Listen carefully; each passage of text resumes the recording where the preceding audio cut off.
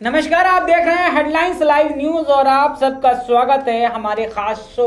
जमीनी हकीकत में। आज हम बात करेंगे दिल्ली नगर निगम के चुनाव पर जो दिल्ली निर्वाचन आयोग ने जो परिसीमन दिया, इस परिसीमन पे खास बातचीत करने के लिए हमारे साथ मौजूद हैं दिल्ली के जाने माने वकील एडवोकेट ऋषिपाल सिंह और साथ में राजनीतिक विश्लेषण भी हैं। साथ में हम बात करेंगे कि आपका स्वागत है ऋषिपाल सिंह जी। सर, मेरी आवाज़ आ रही है? हाँ जी, आ रही है। धन्यवाद, थैंक यू।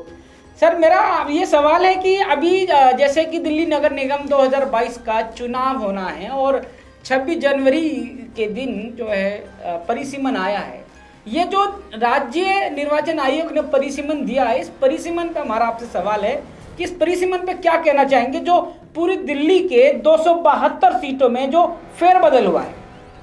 देखिए, जो परिसीमन जो चुनाव आयोग ने किया है वो एक रोटेशन के तहत होता है। उसके एक नियम होते हैं कि कुछ समय के बाद एक सीट जो होती है उसके अंदर जो महिला सीट पुरुष सीट हो जाती है और जो एससी सीट है वो जनरल हो जाती है, जिससे रोटेशन रहे और वहाँ पर रहने वाले हर नागरिक को ये अधिकार हो कि वो जो चुनावी प्रक्रिया है और जो लोकतांत्रिक जो प्रक्रिया है उसमें भाग ले सके और हर व्यक्ति अपने आप को उस जो चुनावी प्रक्रिया है उसमें हिस्सा ले और अपने आप को प्रदर्शित करे बेहतर से बेहतर तरीके रूप से जो भी करना चाहे। तो ये अपने आप में एक रोटेशन है। ये कोई ऐसी कानूनी पहलू, ये कोई राजनीतिक पहलू नहीं है, ये कानूनी पहलू है जो समय के बाद अधिकार के रूप में सबको दिया जाता है। नहीं, वो तो है, लेकिन मसला ये है ना कि जैसे हर 5 वर्ष में हर चुनाव में फेरबदल होता है, रोटेशन होती है, लेकिन ये वाला जो रोटेशन आया है दिल्ली नगर निगम का, ये कुछ एकदम अलग है, जिसको लेकर जो दिल्ली की जो राजनीति है उसमें चहल पहल और अफरा तफरी सी हो रही है। क्या कहेंगे इस पे? नहीं, ऐसा नहीं है। जो निर्धारित नियम है, कानून है, जो ऑलरेडी प्रिस्क्राइब्ड प्रिंसिपल्स हैं, उन प्रिंसिपल्स के चलते ही नोटिफिकेशन के अंदर जो दिया गया उसमें जो परिवर्तन किया गया है उन रूल के चलते ही है। ऐसा नहीं है कि चुनाव आयोग अपने मन से जो है सीटें को निर्धारित करता है, बल्कि एक निश्चित नियम है, उन नियम के चलते ही जो है ये सब परिसीमन का जो कार्य किया जाता है। नहीं, एक सवाल ये बार बार हो रहा है कि जैसे कि दिल्ली के 272 सीटों में जो पहले जो रिजर्व सीटें थी, जो एससी सीटें थी, उन सीटों को इस बार के परिसीमन में जनरल या वुमेन में कर दिया है और जो जनरल और वुमेन हुआ करती थी सीटें, उसमें एससी सीटें यानी रिजर्व सीटों को ला दिया है। जैसे कि नॉर्थ दिल्ली की मैं बात करूं तो 104 सीटें हैं, जिसमें से 20 सीटें रिजर्व हो गई हैं और 50% महिलाओं को भी अवसर मिला है। तो ये जो 20 सीटें जो रिजर्व हुई हैं वो पहले जनरल या वुमेन हुआ करती थी, अब वो सीटें बदल गई हैं। इसको क्या सोचते हैं आप? नहीं, आप उसको संख्या में देखिए। पहले भी 104 में से अगर देखा जाए तो 20 सीटें जो हैं एससी एसटी की जो कैंडिडेट है उनके लिए थी। आज भी जो एससी कैंडिडेट हैं उनके लिए सीटें 20 ही हैं, उनमें कोई परिवर्तन नहीं आया। केवल जो महिलाओं की जो सीट है, पहले से अपेक्षा कुछ महिलाओं की जो संख्या है वो बढ़ा दी गई है। एक अपने आप में एक जो महिला सशक्तिकरण के रूप में हम देख रहे हैं और अपने आप में सामाजिक रूप से एक अच्छा पहलू है, एक अच्छी बात है। लेकिन मैं जैसे कि मैं देख रहा हूं कि हमने एक सर्वे भी अब देखी और हमने जानकारी भी ली कि जो एससी वार्ड जो थे दिल्ली के पुराने, वहां पर जो पृष्ठभूमि थी राजनेताओं की, जो पार्षद बनते हैं वो अधिकतर उसी वर्ग से आते हैं। जैसे कि मैं अगर सुल्तानपुर माजरा विधानसभा की बात करूं, मैं मंगोलपुरी विधानसभा की बात करूं, तो इन विधानसभाओं की जो पृष्ठभूमि है वो एससी वर्ग की रही है और वो अब जनरल और वुमेन हो गई है। तो ऐसी स्थिति में अब जनरल व्यक्ति प्रतिनिधि कैसे बन पाएगा और अब जो चुनाव होंगे तो उसमें क्या वो ऐसी वर्ग के लोग अब चुनाव नहीं लड़ेंगे? क्या होगा इस पे? नहीं, देखिए, ऐसा नहीं है। एससी जो वर्ग के लोग हैं उनको भी वहाँ पर जो मौजूद, मान लीजिए कोई व्यक्ति है जिसको ऐसा लगता है कि वो चुनाव लड़ सकता है, चुनाव जीत सकता है और वो सीट जनरल हो गई है और अगर वो एससी वर्ग से संबंधित है तो उसे किसी भी तरह से अधिकारों में कमी है, ऐसा नहीं है। उसको पूरा अधिकार है और वो जनरल सीट के ऊपर भी वो लड़ सकता है और ये निर्भर करता है कि वो किस तरीके से वहाँ की पृष्ठभूमि से जुड़ा हुआ है। देखिए, अपने आप में ये एक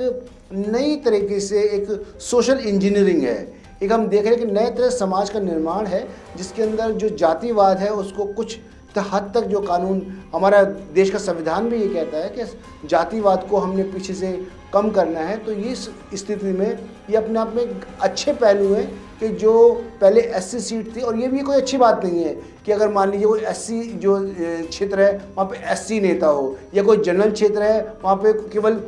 जो स्वर्ण कास्ट, जो स्वर्ण वर्ग है उसी का नेता हो। तो जो भी व्यक्ति अगर मान लीजिए उस पृष्ठभूमि पर जुड़ा हुआ है और सामाजिक कार्य करता है, लोगों से उसको जुड़ाव है, तो किसी भी वर्ग का हो, चाहे महिला हो चाहे पुरुष हो, इवन जिन क्षेत्रों के अंदर हम देखते हैं कि जिन क्षेत्रों में जनरल सीट है वहाँ पर भी अगर कोई महिला है और उसको लगता है कि उस क्षेत्र के लोगों से जुड़ी हुई है और वो वहाँ पर इलेक्शन लड़ सकती है, इलेक्शन जीत सकती है, तो वो पूर्ण अधिकार है कि वो भी उस सीट के ऊपर इलेक्शन लड़ सकती है। वो तो जो रिजर्वेशन है वो खास है कि कुछ लोग, जो कुछ ऐसा वर्ग है जो रिप्रेजेंटेशन नहीं कर पा रहा, वो प्रॉपर कम से कम उनका रिप्रेजेंटेशन हो, इसलिए ही जो है रिजर्वेशन किया जाता है। नहीं, ये बात आप सही कह रहे हैं, और हम भी अपने चैनल की तरफ से इस बात को देख रहे हैं कि इस बार जो परिसीमन आया है, निर्वाचन आयोग ने जो परिसीमन दिया है, इस बार नए जो कार्यकर्ता हैं, जो दबे हुए थे, जो पुरानी राजनीति की मानसिकता में दब रहे थे, उनको उभरने का मौका मिला है और मिल रहा है। और साथ में जो एससी सीट की जो इस वक्त जो कयास, जो लड़ाई जो इस वक्त जारी है कार्यकर्ताओं के बीच में कि क्या अब हम चुनाव लड़ पाएंगे या नहीं लड़ पाएंगे, कैसे लड़ेंगे, तो मुझे ऐसा लगता है कि वकील साहब की उनको भी एक कहीं ना कहीं एक एससी वर्ग को या उन वोटों को भी एक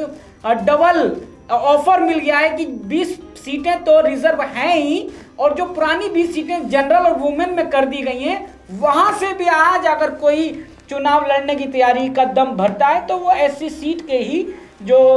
नेता हैं, उस पृष्ठभूमि के लोग हैं, वो हैं, तो उनको आगे आने का मौका मिलेगा और ज़्यादा। आपकी बात ठीक है, लेकिन अगर हम इसको इस बात के दो पहलू हैं। अगर हम कानूनी रूप से देखा जाए और चुनाव आयोग का कार्य देखा जाए, तो चुनाव आयोग का कार्य बिल्कुल ये नहीं है कि हाँ भाई सामाजिक रूप से कौन सी जाति आगे आ रही है, कौन सी जाति पीछे जा रही है। वो तो एक नियम बने हुए रोटेशन के, तो उसके हिसाब से चुनाव आयोग ने कार्य किया है। अब रही बात आपके दूसरे पहलू की, कि ये सच है कि जैसे मान लीजिए पहले जो 20 वार्ड थे जो कि एससी के लिए रिजर्व थे, उसके बाद दूसरे नए वार्ड जो हैं एससी के लिए रिजर्व हो गए हैं। तो ऐसी स्थिति में जो पहले 20 वार्ड थे जहाँ पे अधिकांश जो एससी वर्ग के जो लोग थे उनका राजनीति में और वहाँ की जो सोशल जो एक इम्पैक्ट है उसके ऊपर बहुत प्रभाव था, और ऐसी स्थिति में कि उन लोगों का जो अगर वो इलेक्शन लड़ेंगे या इलेक्शन में उनकी दावेदारी मजबूत है, लेकिन क्योंकि अब सीट जनरल हो गई है तो ऐसा नहीं है उनकी दावेदारी कम हो जाती है, तो वहाँ से भी लड़ सकते हैं। और अच्छी बात है कि नई जगह पर जो एससी जो कैंडिडेट्स हैं उनको नए क्षेत्रों में जहाँ जो ऑलरेडी जनरल थे वहाँ पर और लोगों को मौका देने के लिए कानून ने पहलू निकाला है। तो अपने आप में एक सामाजिक रूप से समरसता लाने की बात की गई है और उस वर्ग को भी आगे बढ़ाने की बात की गई है। हम इस देश के नागरिक हैं, हर धर्म को, हर जाति के लोगों को हमें कोशिश करनी है कि वो सभी लोग जो हैं आगे बढ़ चढ़ के इस चुनावी जो प्रक्रिया है उसमें भाग लें। मेरा आपसे एक और ये सवाल है कि क्या लगता है कि जो सीटें एससी से अब जनरल हो गई हैं, लेकिन पुरानी पृष्ठभूमि के हिसाब से वहाँ का जो नेता है वो आज भी एससी वर्ग का है, क्या पार्टी उनको उस जनरल सीट पे भी उनको अपनी दावेदारी मजबूत करने का मौका देगी? देखिए रफ़ी जी, जहाँ तक मैंने राजनीति में देखा है और जहाँ तक राजनीतिक प्रक्रिया को देखा है और चुनावी प्रक्रिया को देखा है, हर पार्टी, चाहे बीजेपी हो, कांग्रेस हो, आप पार्टी हो या कोई और पार्टी हो, अधिकांश उनकी समझ यही होती है उनकी कि जिस भी व्यक्ति को, जो व्यक्ति सीट निकाल सकता है, जो व्यक्ति जीत सकता है, ऐसे ही व्यक्ति को जो है टिकट दिया जाए। तो चाहे वो जनरल हो, चाहे वो एससी हो, चाहे एक जनरल क्षेत्र के अंदर कोई एससी व्यक्ति हो, तो वो किसी को भी वो टिकट दे सकती हैं, चाहे वो महिला हो। उनको लगता है जिस भी पार्टी को कि हाँ, हर पार्टी को ये विश्व, और ये उनका अधिकार भी है कि अगर उनको लगता है, क्योंकि चुनावी प्रक्रिया है, चुनावी प्रक्रिया के अंदर चुनाव को जीतना अपने आप में बहुत महत्वपूर्ण है। तो ऐसी स्थिति में हर पॉलिटिकल पार्टी का ये राइट है कि उन कार्यकर्ताओं को या उन वहाँ के नेताओं को, लोकल नेताओं को टिकट दे जो चुनाव को जीत सकते हैं। तो चाहे वो पुराने नेता हो और चाहे नए जो नेता उभर रहे हैं, तो सभी लोगों को इस बार भरपूरी से मौका है। तो हम ये कह सकते हैं कि इस बार का जो परिसीमन है कुछ नया लेकर आएगा और इस चुनाव के बाद भी दिल्ली के विकास की गति कहीं ना कहीं बढ़ते हुए देखेंगे हम। ये आपकी बात ठीक है, लेकिन ये तो कहना अपने आप में भविष्य की बात है कि दिल्ली का विकास किस तरीके से होगा, किस दिशा में होगा, क्योंकि पिछले बहुत सारे वर्षों में दिल्ली की जो एमसीडी है, जो निकाय जो है, वो या तो कांग्रेस के पास रहा है या बीजेपी के पास रहा है। और मैं ये कहते हुए बिल्कुल कोताही नहीं बरतूंगा कि जितनी उपेक्षा जितनी थी, विशेष तौर पर सफाई की और बहुत सारी जो और कार्यक्रम हैं जो एमसीडी के पास हैं, उनमें उतनी उपेक्षित हम तरक्की नहीं देखते जितना होना चाहिए था। वकील साहब, मेरा एक और सवाल है, एक लीगली सवाल है, कानूनी पहलू का एक सवाल है कि इस सीट के फेरबदल से काफी जो कार्यकर्ता या जो ऐसे व्यक्ति विशेष हैं, पार्टी की बात नहीं कर रहा मैं, क्या व्यक्ति विशेष भी इस परिसीमन के फेरबदल के विरोध में क्या कोई आपत्ति भी कोर्ट में दाखिल करने का काम कर सकता है? देखिए, हर नागरिक को हमारे देश में अधिकार है कि किसी भी जो सरकारी कोई नोटिफिकेशन, कोई नियम है, कानून है या कोई भी और कोई पहलू है जो सरकार द्वारा लाया जाता है, अगर उसको लगता है कि ये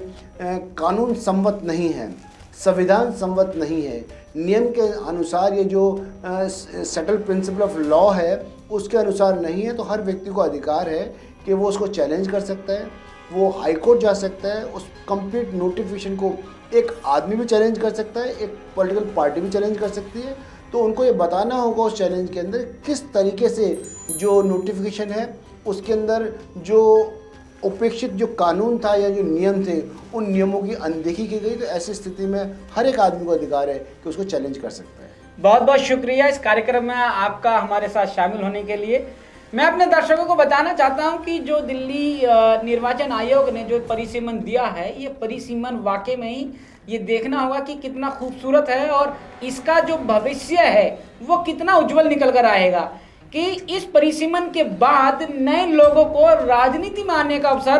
पूरे खुले तौर पे मिल रहा है। उनके लिए गोल्डन चांस है, सुनहरा अवसर है। और जो पुरानी राजनीति में जो कार्यकर्ता एक गुलामी में थे, कहीं ना कहीं वो गुलामी टूटी है। और इसी के साथ ही इस कार्यक्रम को यहीं समाप्त करते हैं। मेरे साथ जुड़े रहने के लिए हेडलाइंस लाइव न्यूज़ में मोहम्मद रफ़ी।